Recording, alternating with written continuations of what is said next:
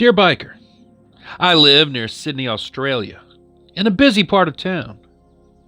One afternoon, while I was asleep after a night shift, there came this persistent knocking at the front door. I had to walk downstairs to answer it, and I couldn't ignore it. Whoever it was just kept right on knocking. When I looked through the peephole, I saw two young girls. I couldn't make out their faces clearly, so I asked what they wanted. One of them says, "We're hurt, let us in." I noticed there was blood on their hands. Feeling uneasy, I opened the door and they hurried inside. Still groggy from sleep, I saw that there was blood on their clothes as well. I asked where their parents were, and the first one replied, "Far away." I told them I'd call an ambulance and turned to get my phone. But just then, the girl with brown hair grabbed my arm with surprising strength and urged me not to go. This stopped me cold. When I looked at her face, I realized that her eyes were completely black.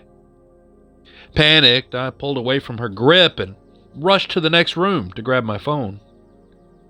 The whole thing happened in under a minute, and I was still in shock. By the time I came back, the girls were long gone. I searched the house and found nothing. I ran outside, down the stairs, and looked up and down the street. It's like they'd simply vanished. I thought maybe I'd been dreaming until I saw bloodstains on my front door and blood on my own arm that wasn't mine. When my wife got home, I told her what had happened, and she showed me information online about something called black-eyed children. I'd never heard of them before. Later on, I found serious bruises on my arm where the little girl had grabbed me. So deep, in fact, they were purple for days. I just wanted to share this. Signed, Mitch.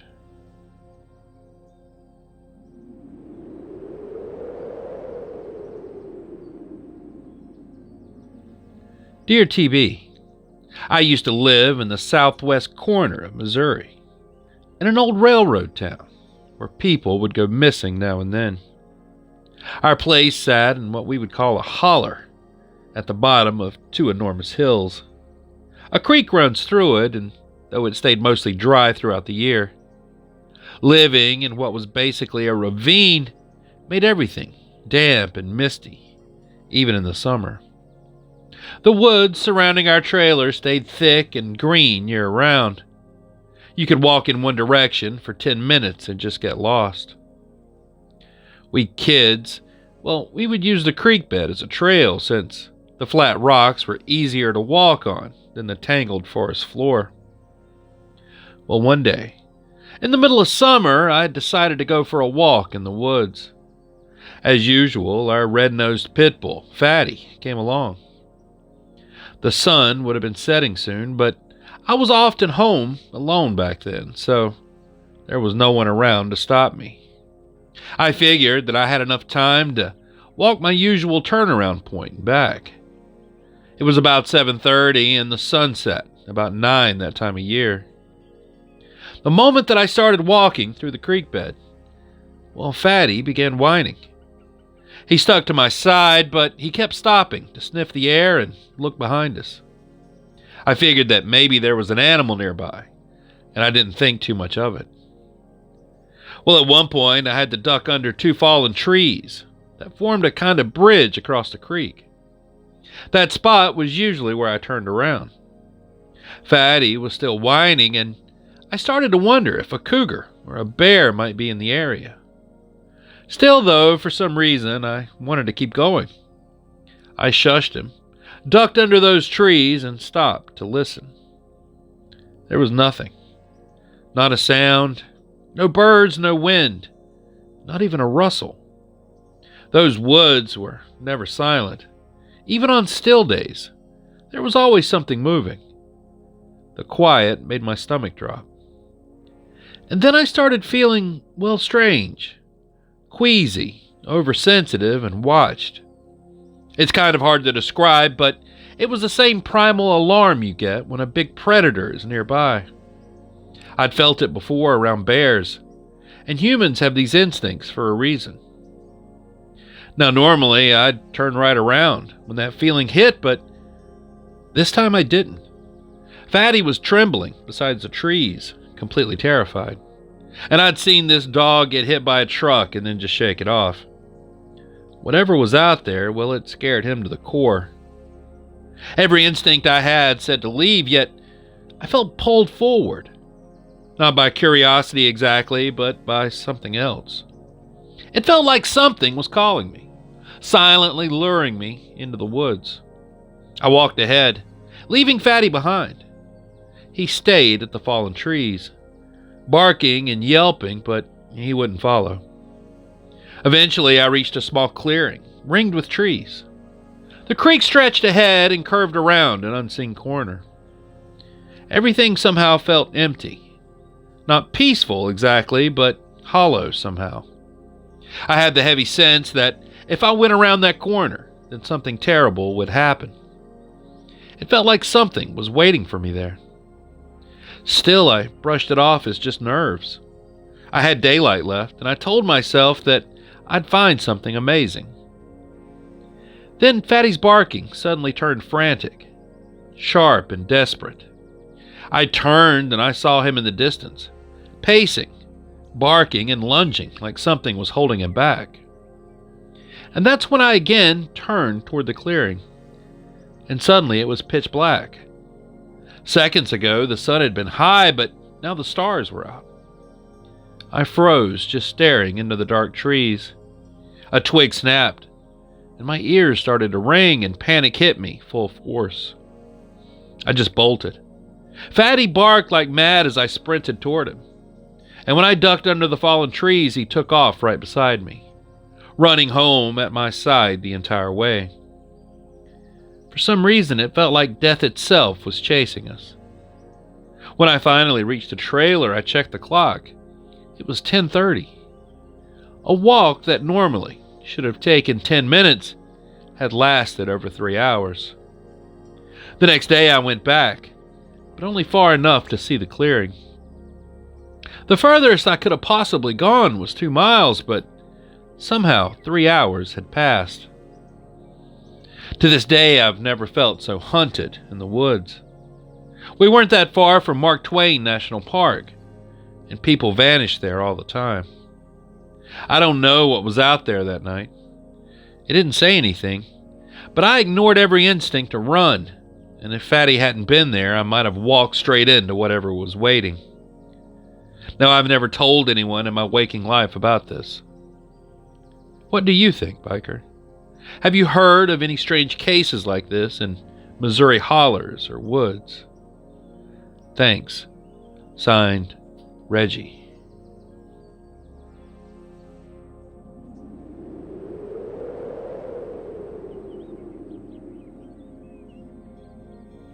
Dear TB, I recently discovered this channel, and it's been serious food for thought about some experiences from my life. You see, I grew up in a very rural part of the Northeast, and our house backed right up to a large forest. When I was little, I was terrified of those woods for no clear reason. Every time I played outside, I never wanted to leave my back to the trees. It just always felt like something was watching me. Our backyard was surrounded by raspberry bushes that led into the forest, and for some reason, I was especially afraid of that area. I had somehow convinced myself that the devil lived back there. I never wanted to be alone in the yard, but I didn't really tell any adults about my fears. Now, my younger sister, she used to talk about something she called the hunters. She said they would look into her bedroom window at night. The strange thing was, those windows were high off the ground, far too high for any average person to see into.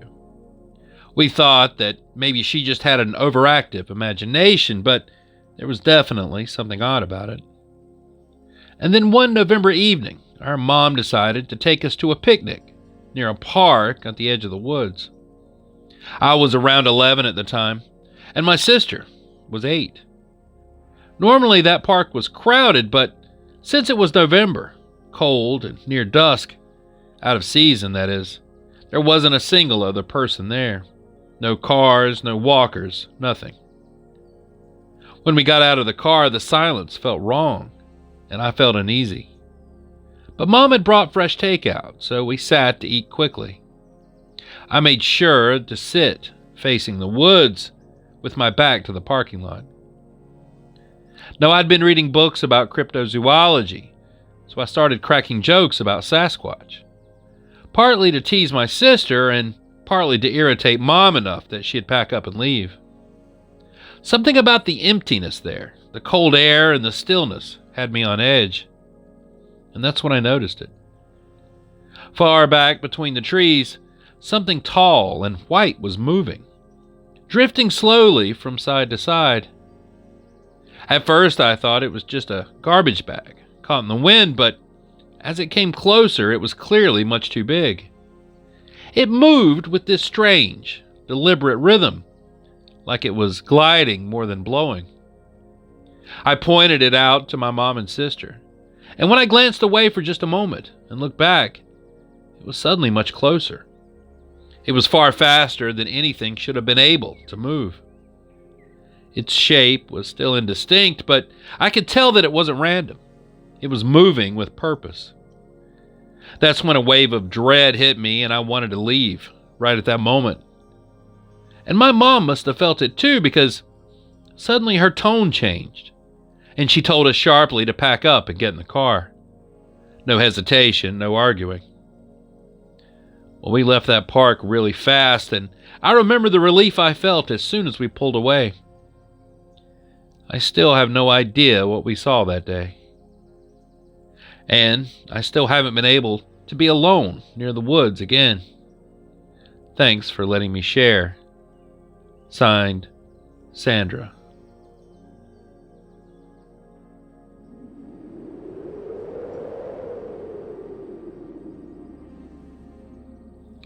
Hey biker, I guess I'll just dive right into what happened and not bore you with unimportant details.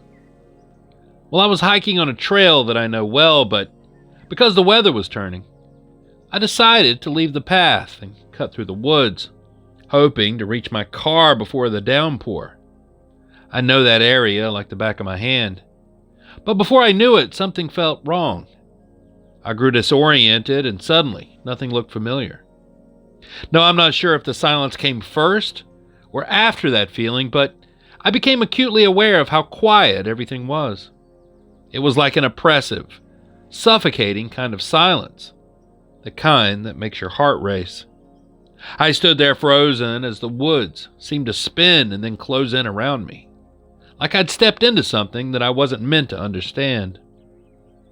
And then I noticed it, about 15 feet ahead. It was roughly 10 feet tall, around 8 feet wide, and hard to define, like a distortion. Like the air itself was bending, as if I were staring at a fogged-up mirror that was moving towards me. There was no clear shape, just a rippling shimmer that moved with purpose, with intelligence.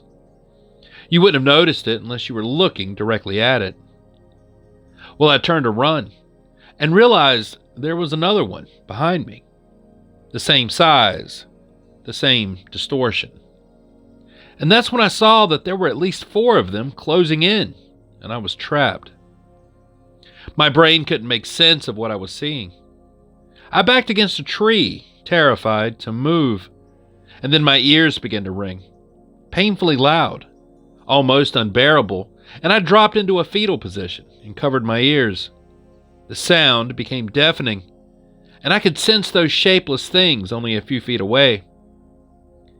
And then there was this flash of white, the kind that happens when you've hit hard or when you fall, and then nothing. When I woke up, rain was falling. Hours had gone by and everything looked normal again.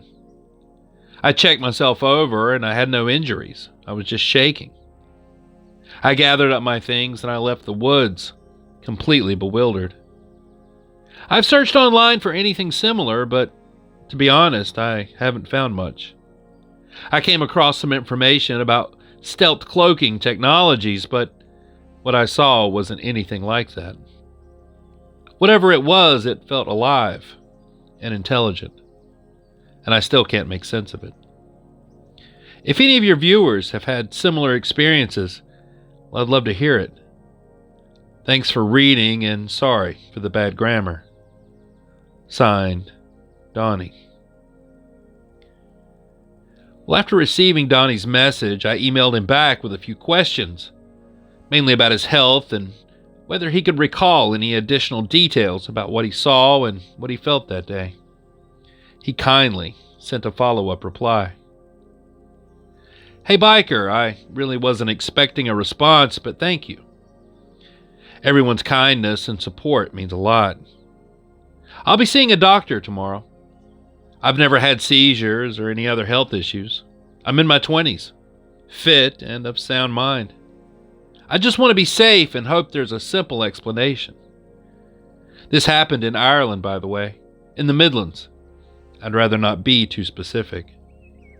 Since the incident, I've had headaches and blurry vision, which are new for me. I've never had migraines before. Those things I saw, or beings, whatever they were, they didn't have a solid shape, but they were large and moved with purpose and intelligence. There was also this smell, a metallic, sulfuric odor right before the flash. I honestly thought it was just my brain burning from how loud the sound was. My ears were ringing so badly that I had to crouch down and cover them and press my head between my knees. I remember closing my eyes, knowing they were really close to me, and then came that blinding white flash, and the next thing I knew, 4 hours had gone by. The strange thing is, it had been drizzling when it happened, and when I awoke, it was raining heavily, yet I was still mostly dry. I still can't explain that. There has to be some rational reason for all of it, but I haven't been able to find one. I won't lie, I'm still quite shaken up, but I'm a rational man, and I'm not jumping to any conclusions without evidence. I know those woods. Getting lost there is impossible for me. A child, maybe, but not for me. Yet at one point, I was in a place that I didn't recognize at all. When I woke up, I knew exactly where I was, and that makes no sense to me. I'll update you after I've spoken with my doctor. Thank you again, my friend. The only health note worth mentioning is that I was diagnosed with autism as a child. I'm extremely low on the spectrum, fully functional, and it doesn't affect my life in any negative way. I just struggle socially sometimes, which is part of the reason I love nature and the outdoors. Thanks again. Signed, Donnie.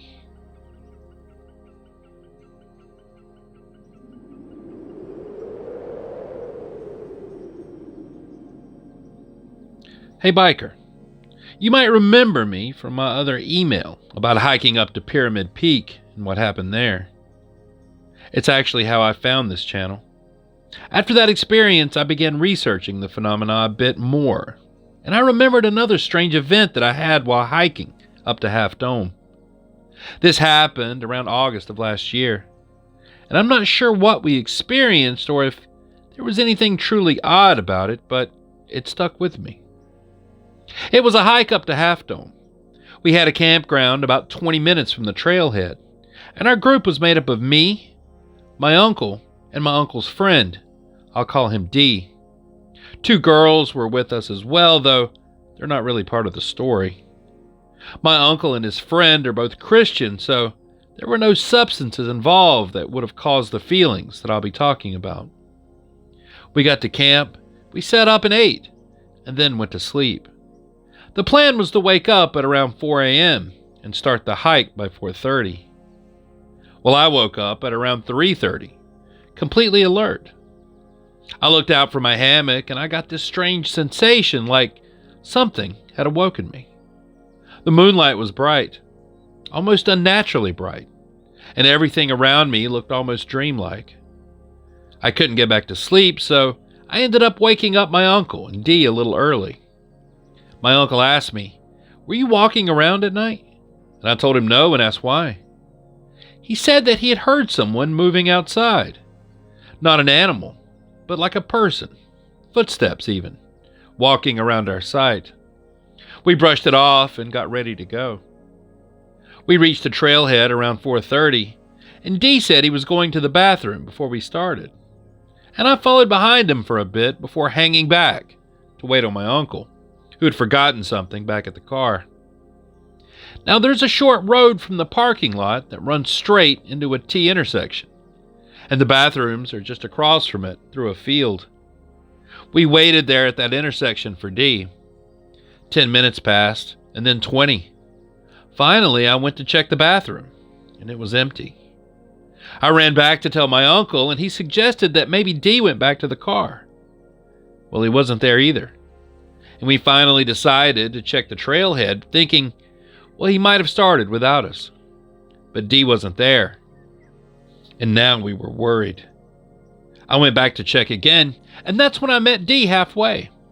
He was sweaty, disheveled looking, and he had this strange, unfocused look in his eyes. "Where have you been?" I asked. He said, "I went to the bathroom, and when I came back, you guys were gone. So I figured you started hiking, so I went after you." I told him that we'd been waiting for half an hour, and had checked every possible place.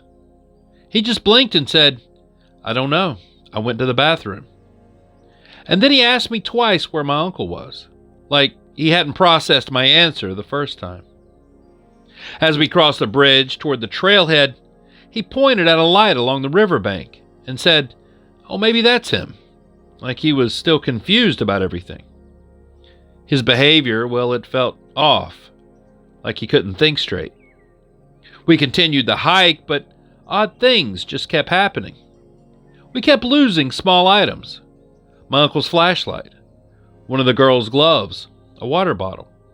It was like they just disappeared, and we couldn't even remember when or how we had lost them. Later that evening, on the way back down, it grew dark, and we turned on our flashlights and started talking about how long it was taking. Now, I've done that trail many times, but nothing looked familiar. No landmarks, no sense of progress. My uncle was the first to say it. He said, "Doesn't it feel like it's taking longer than it should?" Well, he was right. It was like we were trapped in some looping stretch of forest that didn't want to let us go. The air, well, it felt strange, thick and menacing. I even thought it feels like the woods were alive. After what felt like hours, we suddenly emerged back onto the final stretch of trail. Everything looked normal again, and we made it back to the car. We didn't think much of it until we got home, and my aunt asked my uncle, "Were you camping?" He said yes. Surprised, since we hadn't told anyone. She said that she had had a strange dream that night. She said that in her dream, she saw my uncle in a tent in the forest, and someone, or something, was standing outside. She said that she woke up around 3 a.m. and felt an overwhelming urge to pray for him. My uncle and I just stared at each other. I honestly don't know what to make of it, but I wanted to share and hear what others might think. Thanks. Signed, Anonymous.